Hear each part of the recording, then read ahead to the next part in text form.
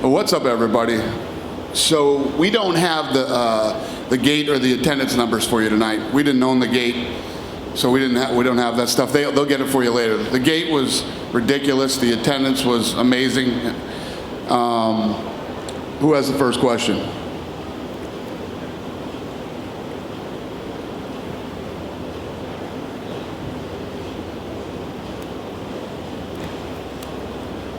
Mic people were a little slow, sorry. All good. Go ahead, buddy. What's up? Swerve? Yeah. Do you have any word on bonuses? Talk louder. Oh, bonuses? Yeah. Yeah. Habib, Azatar. These are fun names. Salikov and Muhammad. So there were 4 performance of the night bonuses and no fight of the night. Gotcha. Can you just start giving your impressions of Habib's performance tonight? He looked unbelievable. Incredibly dominant, even though there was some drama in there when he was caught in that guillotine. A lot of people don't get out of that thing. Habib is so good. He got out. Dustin had that thing deep. Most people would have tapped and went to sleep to that guillotine. So props on him for getting out of that too, and he looked completely dominant tonight. Sure. It was obviously very hot in the venue tonight too. Did you talk to any of the fighters or coaches or anything? It was what? It was very hot inside the venue tonight. You ever been to Brazil? I have, yeah. Yeah. This was a little more, but it was. Did you talk to anyone on how that impacted the fights or anything? Did anyone? Has it affected the fights? Yeah, did anyone give you any feedback on that front? Listen, we fought here before. Last arena was outdoors. We fought some of the Brazil venues we fight in are really hot, and this is nothing new. Yeah, and the co-main event. Fighting altitude in Mexico. Yeah, in the co-main event, Edson Barboza and Paul Felder, a really close fight there. I'm just wondering your impressions on that and Paul Felder getting the win. Did you score it that way? Yeah, I thought that was a close fight. It could have gone either way. One of the judges had it 30-27. Yeah, I didn't have it that way. And you announced Nate Diaz and Jorge Masvidal tonight. Can you just tell us how that came together and what happened to the Colby Covington-Kamaru Usman fight? Yeah, so that fight started to come together late last night, and we got it done. We got it done, and we offered Colby and Usman fights, and they didn't jump on it. So we rolled and we made another fight. Hi, what do you feel like is next for Habib? Everybody's talking about Tony Ferguson, so, I mean, it's 5th time the charm? Hold on 1 second. Do we still need the music on? Why do we still have music on? You guys know when you come to these things, I'm deaf as it is. We got air conditioning and DJs, and I can't hear shit. Go ahead, honey. Say it again. I'm sorry. No worries. I was saying, what do you think is next for Habib? Everybody's talking about Tony Ferguson. Do you feel like 5th time's the charm? Do we have to see that fight now? Yeah. Tony Ferguson, do you feel like that?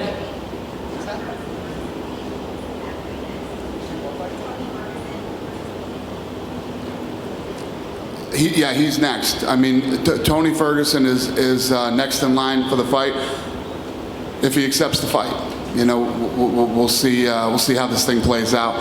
When Habib will fight again, and if Tony wants to fight. And when you look at Abu Dhabi, he headlined the show, assuming that he could be champion next year when the UFC head to Abu Dhabi or not. But do you feel like the market now, when you see the event, that they're really understanding and learning more about the sport? Do you feel like we could get a sold-out crowd with another title fight other than someone like Habib? Yeah. If I could get the Habib fight done, I was going to bring Adesanya and Whitaker here. And that fight sold over 40,000 tickets in Australia already. So yeah, we're going to have an 18,000 seat arena, and we'll bring a fight here that sells it out again. Thank you. Thank you. Just over here. Obviously, I know that the UFC have been to Abu Dhabi twice before. Can you just talk a little bit about why the decision was to come back and on, at this kind of scale? Obviously, we had the Abu Dhabi showdown as well. Can you talk a little bit maybe about the success of the whole week, and if there are other plans to go forward with the Abu Dhabi showdown being centered around the events each year?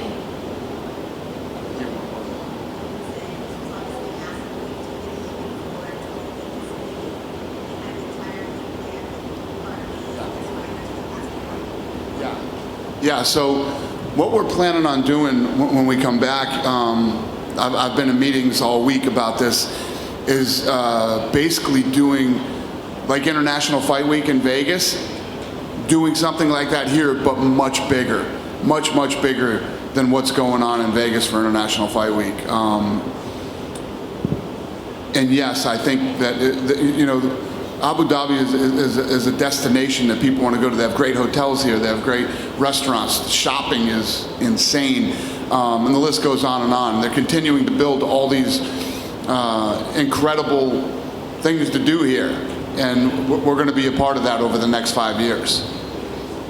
Did I answer your question? Yeah? Okay. Oh, yeah.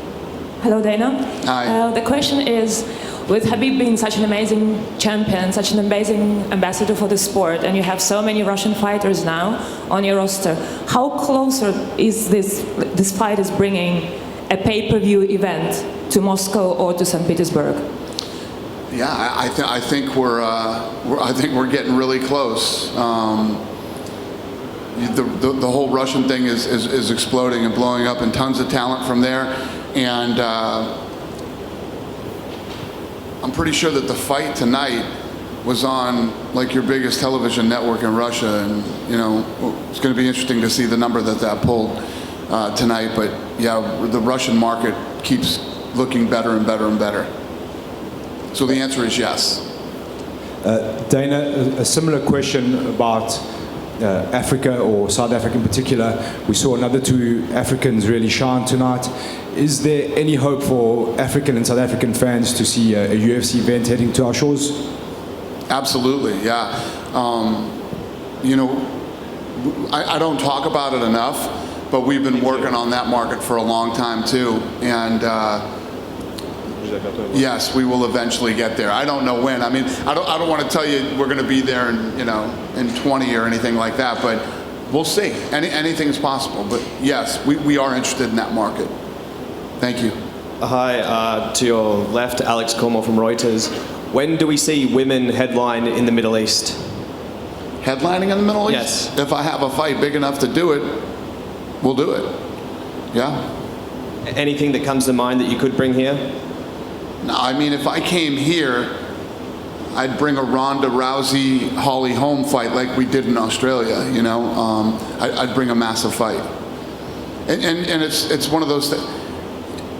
The crazy thing about this sport is to sit here right now and tell you what fight I could bring there, all I can do is give you an example of Ronda Rousey and Holly Holm. It's like 8 months ago if I'd have told you, hey, I'm going to headline MSG with Nate Diaz and Masvidal, I would have said, what? There's no way I would headline with that fight at MSG, but here we are. So you never know. So hello, Igor Lazarin. You said that I like Stipe Miocic. Yeah? No? Yeah? So my question is, many people talks about rematch, Habib against Conor.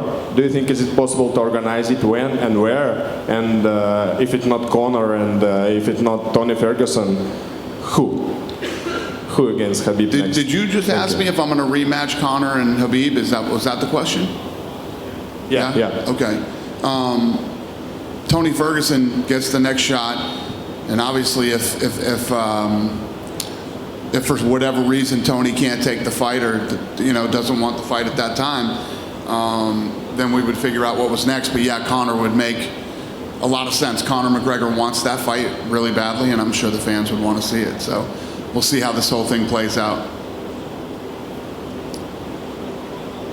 Hello, hi there, Shadi Unleashed, to your left. Hey, how are you, sir? I'm all right, how are you? Good. Great having you in Abu Dhabi. I want to ask about Triple C, Henry Cejudo, what's next for him? And is Dominic Cruz any closer to coming back to the octagon? So I don't know the status of Cruz right now. I know he's hurt. I don't know how far along he is or when he'll be back. And then Cejudo, we're talking about him fighting Benavidez when he's ready to come back. in defending that title. Thank you very much for the info. I'd like to ask about Amanda Nunez. Do we know what's next with her? You're like the 10th person that's asked me that today about Amanda. So I've been on the road now for 2 weeks, China and here, and when we get home, those are all the things we're going to start working on. I had to get a main event done for New York. We got that done. When I get back, we'll figure out what's next for Nunez and the rest of the crew. Dana, there is a big discussion in Russian MMA community about who was the first UFC champion from Russia, Oleg Taktarov or Habib Nurmagomedov, and it would be interesting to know your opinion on that. Who was the first champion for Russia? Habib or Oleg? Listen, off the top of my head, did Oleg hold a belt? You guys, no, what was it? Tournament? You won a tournament? Yeah, it's a belt. Yeah. I guess you could call Oleg the first champion. I mean, you can't. If a guy wins the tournament and wins the belt, you can't consider him not a champion, right? I mean, he won. So yeah.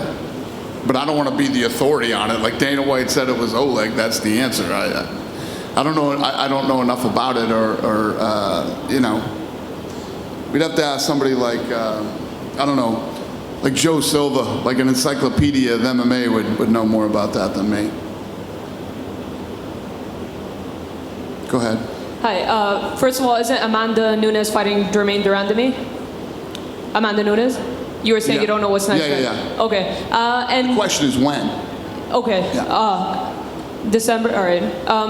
I was gonna say, were you trying to do John Jones and Jan Blachowicz for UFC 244 in New York? Was that even something you tried to do, or and is Jan next for John Jones? Yeah, we tried to do that fight. All right. What went down? Was it negotiations? Didn't happen. All right. Could we see that fight? Could we see that fight in December? Is that the fight you're trying to make, or is there other options? No. All right. I have no idea. All right. You guys hear all this shit, but it doesn't mean something's done. Until we announce a fight, it doesn't mean anything. I mean, I see this shit out everywhere about, you know, this, that, and everything else, and all these guys who are supposed insiders. They don't know anything until the fight is done. All right, one more, sorry. You did looking forward to a fight here. Do you think you could ever do a looking for a fight in the Middle East? Yeah, next year. Next year, when we come back next year, we're talking about looking for a fight and actually having the fight on the top of the Louvre. Oh. Yeah, we're going to do some cool stuff when we come back here next year. Awesome, thank you. Thank you. Sir, Dana, hello. This way. Hi. Hi. I have two questions about European MMA and events in Europe. As we know, this year there will be 2 more events in Moscow and Copenhagen. And what are the plans from UFC for the next year? And will you come back to Poland, Czech Republic, or Germany, or somewhere near there? Yeah, listen, I've been on the road for 2 weeks, you guys. I'm fried. You guys are asking me shit that I don't know right now. You know, where we're going next or what we're doing, I couldn't tell you right now off the top of my head. Okay, so second from me, and this will be the last one. Dan Lambert said that Joanna Jędrzejczyk is next to have a title shot if she wins with Michelle Waterson on October. Can you confirm that?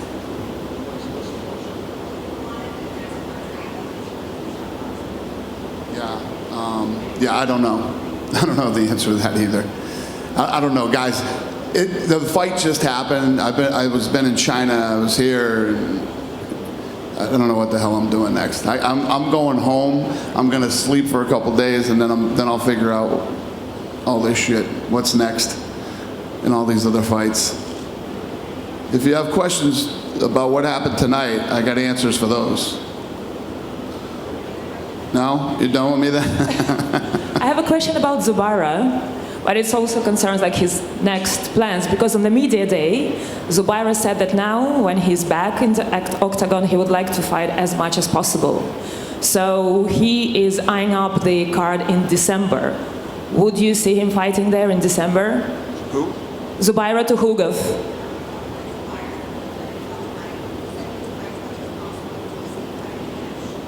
Yeah, if he's healthy, we'll turn him around and fight him again. Yeah, I actually like guys that want to stay active and stay busy. I think it's great for him, so I love it. You're doing an amazing show looking for a fighter. You are saying that you are going to go over globus. Where are you going to visit in other countries and maybe Russia with this show to find new great fighter for UFC? Looking for a fighter show.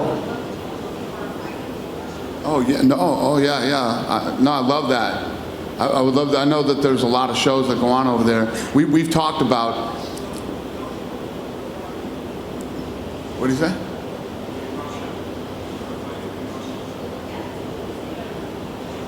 What? Yeah. The answer is yes. I would love to do that, and we've talked about doing that. We're going to Hawaii in October, and then and we had a blast out here, so we would love to do some international stuff. And Russia makes sense, like I was saying. Somebody else in here was asking about Russia. Yeah, I would love to do that. Hey, Dana, over here. When you announced Nate versus Jorge, you also said that you're going to be making a BMF belt for them. Yeah. Just give us the dynamics of that, because that's not usually something the UFC's done in the past, like sort of making custom titles or belts. Yeah, it's true. You know, this fight is one of those fights that sort of took on a life of its own, and you know, Nate said in his interview, this is a fight to see who's the baddest motherfucker in the game. And he's like, that's what this championship is. So, all right, I'm in. So, with that being said, could we expect the winner to fight someone else for the baddest motherfucker title? No, it's a one-off. It's a one and done. Whoever wins the belt and claims the title of, you know, BMF. Anybody else? I just wanted to ask you about after the fight with Habib and Dustin. You saw them trade their shirts afterward, and Habib said he's going to donate some of his stuff to Dustin's charity. Can you just, you know, comment on, you know, that display of respect and, you know, what that kind of says about these athletes? Yeah, no, it's awesome, and I think pretty much the sentiment here was, you know, everybody loves the way that Habib carries himself, and, you know, the whole thing with him and Conor. I mean, I think you guys were there at that press conference when that thing went down, and everybody was asking me after. I said this was the darkest press conference I've ever been a part of. It was very weird. You know, those two just dislike each other that much, I guess. So, but at the end of the day, Habib is a great guy, you know, very respectful guy, and any interaction I've ever had with him has been, and obviously Dustin's the nicest kid in the world. So. It's always cool when you see these guys respect each other like they did, and for him to switch shirts and then take his stuff and donate it to charity is it's pretty awesome. And I'll tell you what, no, I'm thinking about it. I'll match whatever Habib does. So that's amazing. And just, you know, to speak a little more on Habib, he's the first fighter since Anderson Silva to start 12-0 in the UFC. He's obviously 28-0 overall. How special of a fighter is he? Yeah, pretty special, man. I mean, I think he's a couple fights away from potential GOAT status. You know what I mean? To go undefeated this long with this many fights. Especially in a division that's that stacked, he's looking down the barrel of a pretty special career.